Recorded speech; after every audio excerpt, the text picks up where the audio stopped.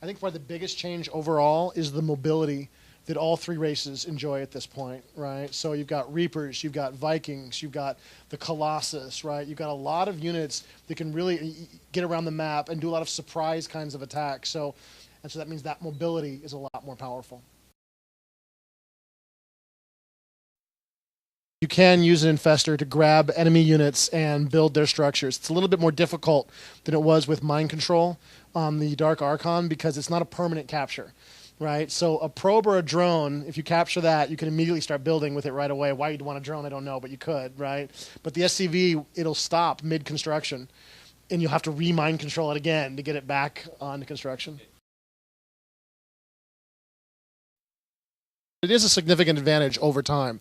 The other thing I say about the rich minerals, the way we balance them on map placement is we make sure that they're in kind of exposed areas that are a little easier to scout, or there's some cost associated with getting them. Like you have to destroy some rocks to get at them, or you have to do something to get them. There's a few maps that aren't quite like that, like Kulas Ravine, as we saw in this morning's playtest, has some off on the sides. But mostly we try to make you pay for those rich minerals by putting them in a place that's easy to attack, a place that's hard to defend, or have you have to make some additional effort to get at those minerals.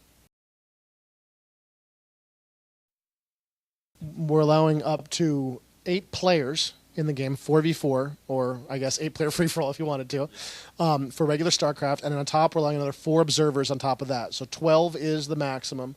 But for StarCraft 2, only 8 players actually playing. Now, for custom game, we allow up to 12 players if they want to do it. Yeah, so if you want to play Dota, right, or if you want to play a tower defense or whatever you want to play, you can make that up to 12 players. But for regular StarCraft, we limited you only 8, and that's largely because our game has so many units running around fighting so many other units. Like modern PC simply could not handle 12 Zerg players fighting one another, right? But for some games, the custom games where they have smaller forces and stuff, it's totally okay to have up to 12 players. So the game's going to perform better on multi-core systems, dual-core or quad-core. It will run on higher-end single core processors, but you're going to see more meaningful and better gameplay as you get up into multiple core processors. We've certainly got a pretty good list. We're definitely going to be looking at maybe a few tweaks to some of the abilities in some of the units. Like I want to do some work on the Infestor. We want to do a little bit of work on the Disruptor. But we're also willing to make any kind of changes necessary once we go into beta.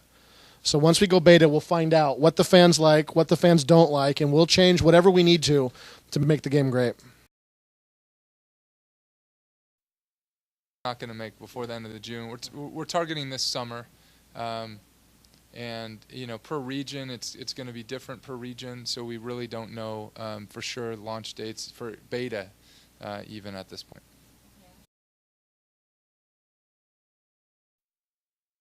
Globally, per region it will likely be different, but it's a closed beta, and we'll probably get up to numbers like we did with Warcraft 3 in the past, where we had about 40,000 per region.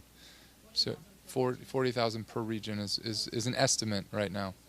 U.S. would be 40,000, Korea 40,000, EU 40,000, yeah, Taiwan, China, same.